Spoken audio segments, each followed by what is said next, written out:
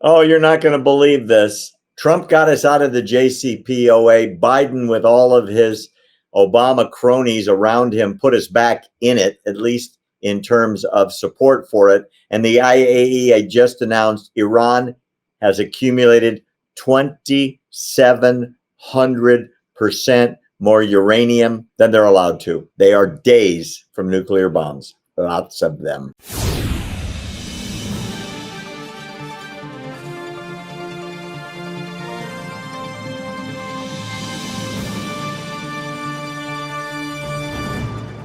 Claire Lopez, I thought we were out of the woods with Iran when Donald J. Trump was president of the United States and said, to heck with you, no more money to Iran, no more Iran nuclear deal. It's a guarantee of Iran getting a bomb. He was right, except for one problem. He wasn't president after 2024, and the other guy took over.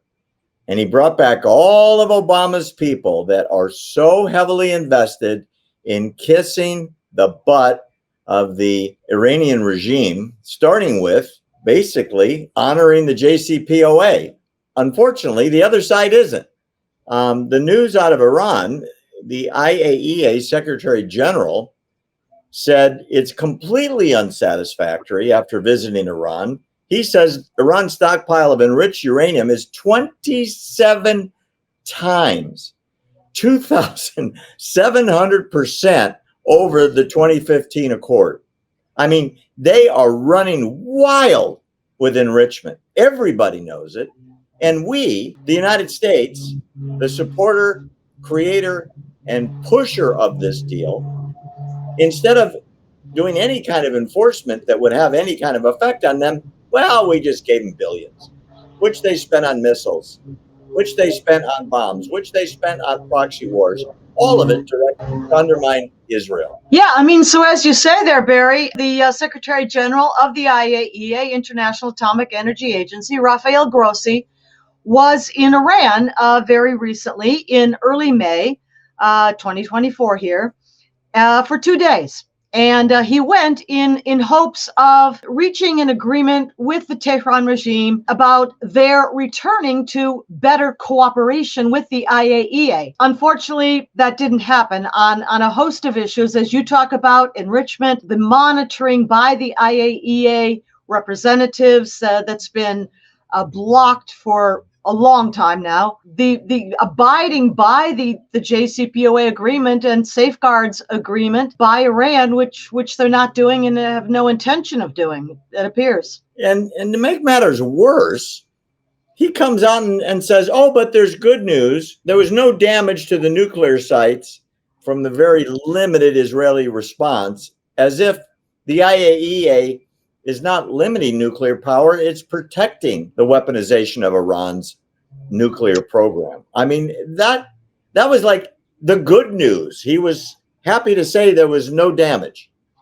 Well, what I'll say about that strike, that was the retaliatory strike carried out, it's understood, although they've not taken responsibility for it, but by Israel on the night of April 19th. And the important thing about that strike is that it targeted an airfield that sits geographically between two Iranian nuclear weapon sites, Natanz, the enrichment site, Isfahan, the conversion site, and in so doing, took out the air defense system, the S-300 air defense system that was to have been there to protect Natanz and Isfahan.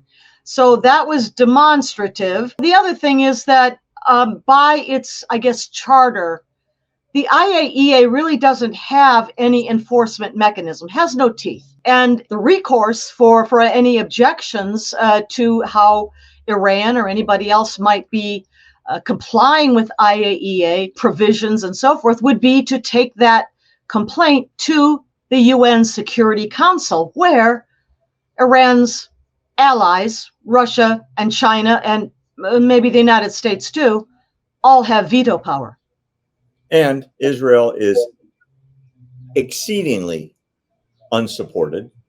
And so even with Saudi Arabia saying stop their program, it's not going to stop. It's just not. No, and According to the most recent reporting coming from the IAEA, Iran, you mentioned there, Barry, the amount of enriched uranium that it now has on hand in stockpiles, and increasing those stockpiles just about every day, enough to create multiple nuclear bombs, that is warheads, which I think they already have, but within days, multiple within days, within weeks, the breakout, visible, maybe even acknowledged or demonstrated breakout is coming soon. 100%. And so will have to be a decision by Israel. Oh boy. The news is not going to be good. It's going to be violent. And I think you're right. Israel is going to have that existential decision to make.